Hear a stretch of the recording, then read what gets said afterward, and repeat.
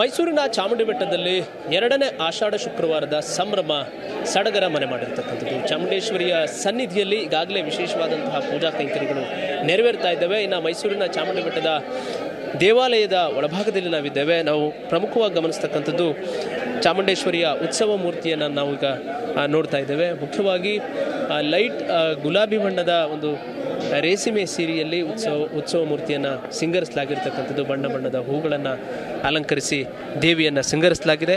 ಈ ಒಂದು ಅದ್ಭುತವಾದಂತಹ ದೃಶ್ಯವನ್ನು ಬರ್ತಾ ಇರುವಂತಹ ಸಹಸ್ರಾರು ಸಂಖ್ಯೆಯ ಭಕ್ತಾದಿಗಳು ಕಣ್ತುಂಬಿಕೊಳ್ತಾ ಇದ್ದಾರೆ. ಕಳೆದ ಆಷಾಢ ಶುಕ್ರವಾರ ಅಂದರೆ ಮೊದಲನೇ ಆಷಾಢ ಶುಕ್ರವಾರದ ಸಂದರ್ಭದಲ್ಲಿ ಉತ್ಸವ ಮೂರ್ತಿಯ ಒಂದು ಅಲಂಕಾರ ನಾಗಲಕ್ಷ್ಮಿಯ ಅಲಂಕಾರದಲ್ಲಿ ಇದ್ದಂಥದ್ದು. ಈಗ ಎರಡನೇ ಆಷಾಢ ಶುಕ್ರವಾರದ ಸಂದರ್ಭದಲ್ಲಿ ಲಕ್ಷ್ಮಿಯ ಅವತಾರವನ್ನು ಅಂದರೆ ಲಕ್ಷ್ಮಿ ಅಲಂಕಾರವನ್ನು ಮಾಡಲಾಗಿರ್ತಕ್ಕಂಥದ್ದು. ಎರಡನೇ ಆಷಾಢ ಶುಕ್ರವಾರದ ಒಂದು ಹಿನ್ನೆಲೆಯಲ್ಲಿ ತಿಳಿ ಗುಲಾಬಿ ಬಣ್ಣದ ರೇಷ್ಮೆ ಸೀರೆಯೊಂದಿಗೆ ಉತ್ಸವ ಮೂರ್ತಿಯನ್ನು ಸಿಂಗರಿಸಿರ್ತಕ್ಕಂಥದ್ದನ್ನು ನಾವು ಗಮನಿಸ್ಬೋದು. ಇನ್ನು ಬಹಳ ಮುಖ್ಯವಾಗಿ ಆಷಾಢ ಶುಕ್ರವಾರದ ಸಂದರ್ಭದಲ್ಲಂತೂ ಸಾಕಷ್ಟು ಸಂಖ್ಯೆಯಲ್ಲಿ ಭಕ್ತಾದಿಗಳು ಚಾಮುಂಡೇಶ್ವರಿಯ ಬೆಟ್ಟಕ್ಕೆ ಆಗಮಿಸ್ತಾರೆ. ಹೀಗಾಗಿ ಬರುವಂತಹ ಭಕ್ತಾದಿಗಳಿಗೆ ಸುಸಜ್ಜಿತವಾದಂತಹ ವ್ಯವಸ್ಥೆಯನ್ನು ಕೂಡ ಕಲ್ಪಿಸಲಾಗೋದ್ರ ಜೊತೆಗೆ ಸರತಿ ಸಾಲಿನಲ್ಲಿ ಬಂದು ದೇವಿಯ ದರ್ಶನವನ್ನು ಮಾಡಲಿಕ್ಕೆ ಉತ್ತಮವಾದಂತಹ ವ್ಯವಸ್ಥೆಯನ್ನು ಮಾಡಲಾಗಿರ್ತಕ್ಕಂಥದ್ದು ನಾವು ಗಮನಿಸ್ಬೋದು. ಇಡೀ ದೇವಾಲಯದ ಒಳಾವರಣ ಇರಬಹುದು, ಹೊರಾಂಗಣ ಇರಬಹುದು, ಎಲ್ಲ ಭಾಗಗಳಲ್ಲೂ ಕೂಡ ಸಾಕಷ್ಟು ಸಂಖ್ಯೆಯಲ್ಲಿ ಭಕ್ತಾದಿಗಳು ಇರತಕ್ಕಂಥದ್ದು. ಹೀಗಾಗಿ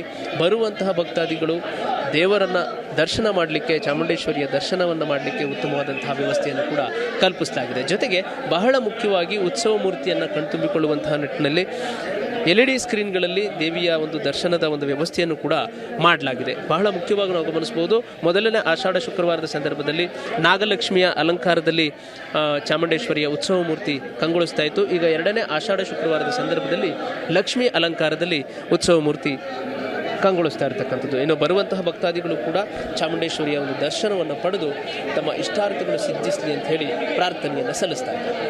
ಕ್ಯಾಮರಾ ಪರ್ಸನ್ ನಾಗೂರ್ ಜೊತೆ ಪುನಿತೇಶ್ ಟಿವಿ 5 ಮೈಸೂರು.